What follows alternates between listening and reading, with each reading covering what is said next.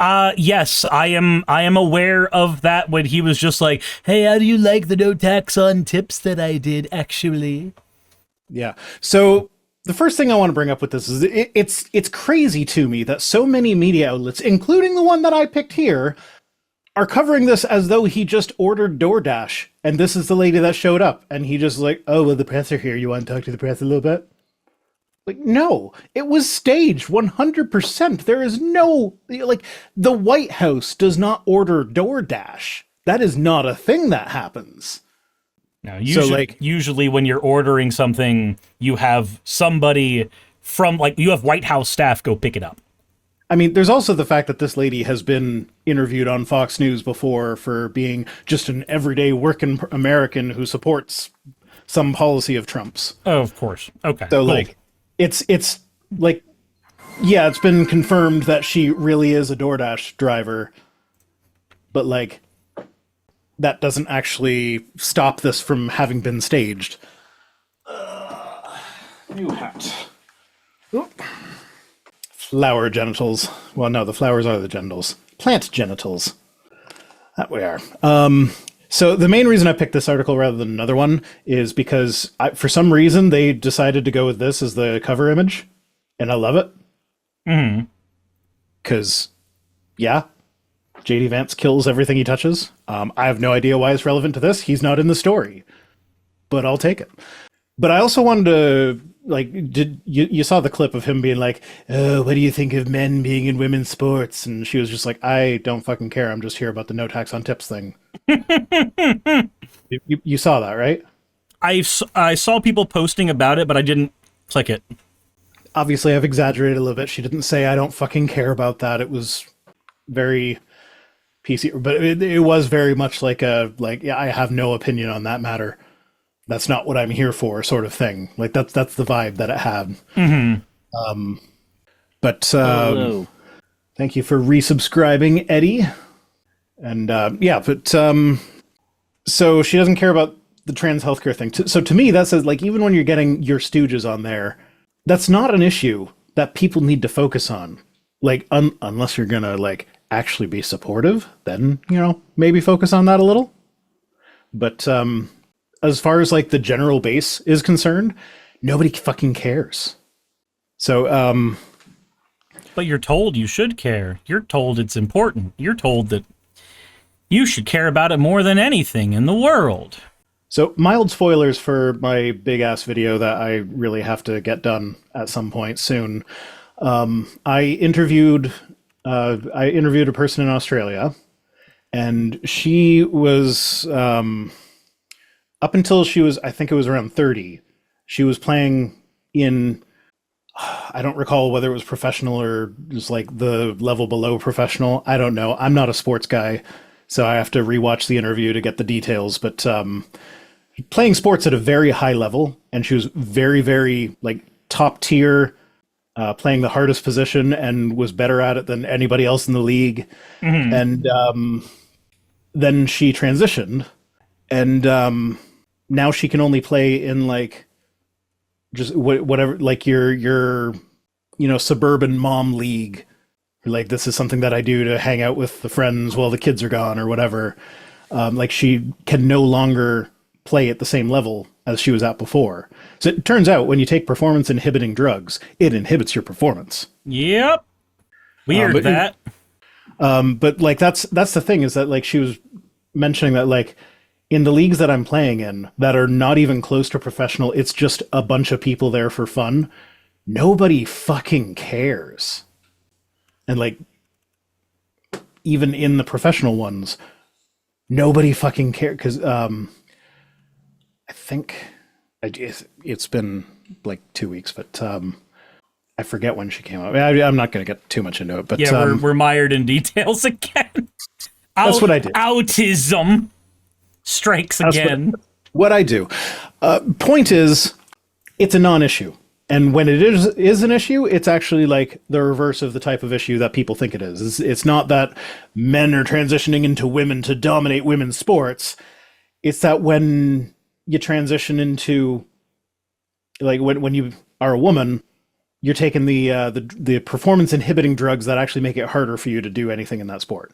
And a thing that I'd never heard before that she brought up is that apparently when you take, I think it's estrogen that actually lowers your muscle mass, because it changes your muscle mass without changing your limb length, you essentially have to like relearn how to walk. So like suddenly her hand-eye coordination is nowhere close to what it's supposed to be. Makes sense. Anyway, so I bet you didn't expect this to go on a trans women in sports tangent, but here we are. But I also wanted to get to, did you hear about the tip that Trump gave her? That sounds disgusting. But no, I did not. He gave her $100 tip. Okay. But the way it happened very much makes me think that he was not going to tip this lady. So at one point, a reporter asked Simmons if the White House were good tippers. Simmons, who apparently hadn't been tipped yet, looked around and said, The president then handed what appeared to be a $100 bill. Thank you, Trump said to the reporter. You reminded me. So that reads very much as I was not going to tip this lady, but then I got called out on it on live TV, so I have to tip the lady. Yeah, that's okay. Honestly, with what we know of how he pays his contractors, that would not surprise me if he was just planning on not tipping. I love this timeline. I do. People who are worth billions of dollars. Yeah, I'll tip you about 100. It'll be fine. Like, $100 tip is a lot in general, but like between the context of him going, oh, that reminds me, and also the fact that he's a multi-billionaire. You have to pay me a lot more than $100 to stand on the White House lawn with that asshole and pretend to like him.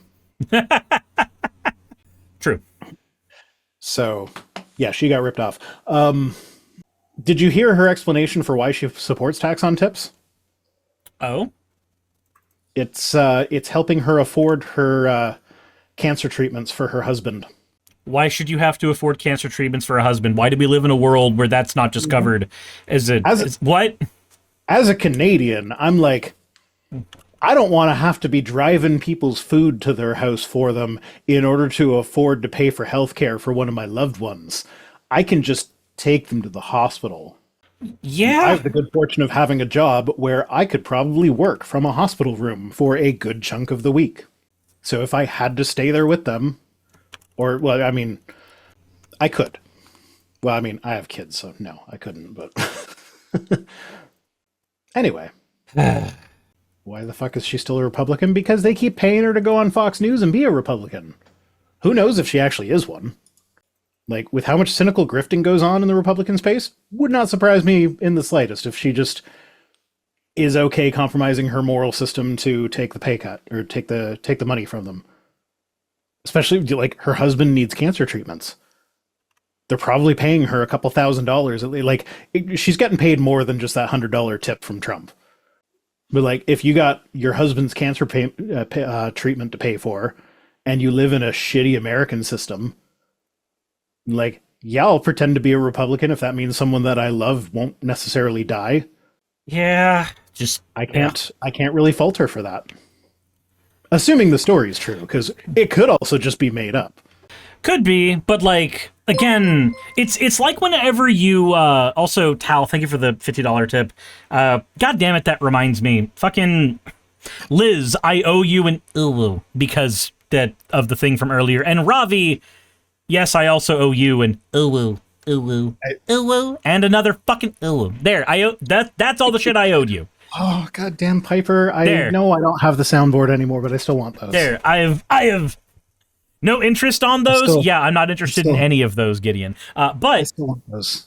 I am reminded that I did owe y'all those things. But I'm really, really like angrily reminded of every single time a news organization gives you a feel-good story of like, oh, this his mom's arm is broken and she can't work, so he started a lemonade stand to help her cover expenses. That's not a feel-good story. That's fucking dystopian. No. No part of that is feel-good. Shut the fuck up. As a Canadian, I have always found those stories to be weird. Jess is asking, when did I get rid of the soundboard? I didn't. It just stopped working. It's the I think I put it away somewhere. It's the Go XLR. It's not being supported anymore, and there was a Windows update that I assume it was a Windows update that made it stop working. And so now I'm using a different one that actually works, but it doesn't have the unlimited oohs that I can put on one button and have it randomize. I do miss that. I'm sure I could rig up something with the Stream Deck. That's got to be possible. I know there are people that use the Stream Deck as a soundboard. I use my Stream Deck, and I can attach soundboard things to it. It's not hard. I've just never looked into it before because I've always had a Go XLR. Also, generally speaking, soundboards are just obnoxious. I am reminded of the fucking. I'm not sure if you've seen the latest season of The Boys, but I haven't seen the first season of The Boys. There's a character. I've just started The Walking Dead. I'm on like episode 4 of The Walking Dead. I'm behind on my TV stuff. Sorry. I am sorry that you are watching the best season of The Walking Dead. Well, my partner she watched it when it was new, and she keeps on like, we'll do stuff, and she'll just be like, "Oh, I am such a Carol, and you're such a Rick," and I'm just like, "Okay, I don't know what that means." And we got to we're on episode 4, and she's like, "This is Carol 1.0. This isn't me."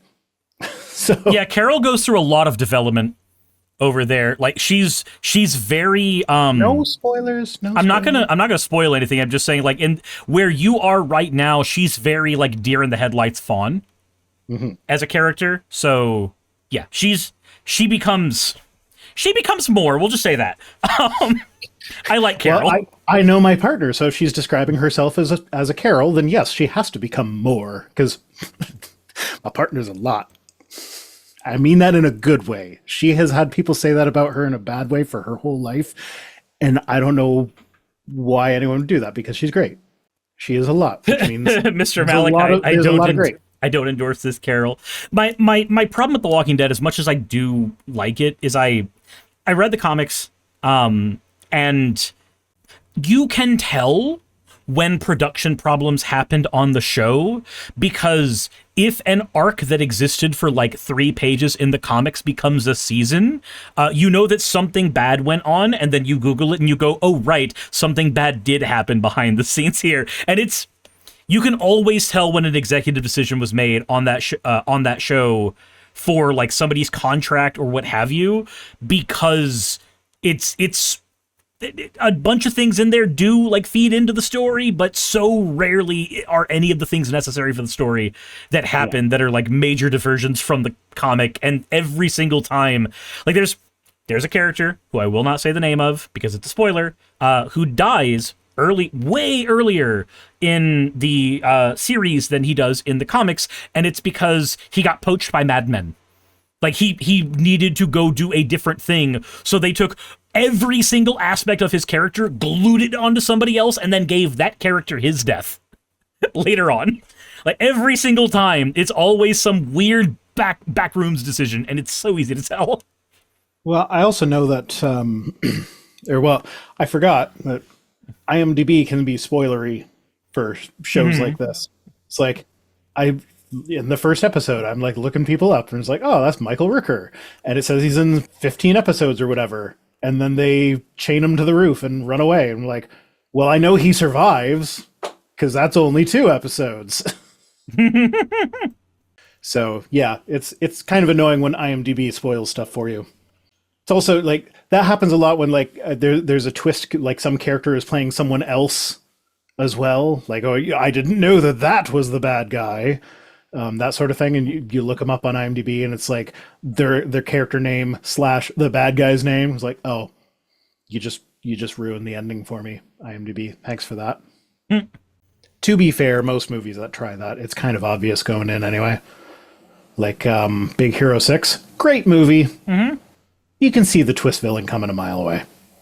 Still a great movie. Yeah. Hey, you made it to the end. I want to give an extra thanks to the patrons who allow me to do this full time. I want to thank Aaron Rail, Astral, Britzkrieg, Jemshin, Poundini, Red Joker, Victoria, Jonas, Craig, Tarika, Fireshard, Smiling GM, John, Dren Hadamada, Creeper, Sagitta, you know I'm not saying that last part, Sylvie Snow, Valis of Seraph, Ottoman Angel, Rooster Rachel, and Fire Panda, who are all my $20 and up patrons.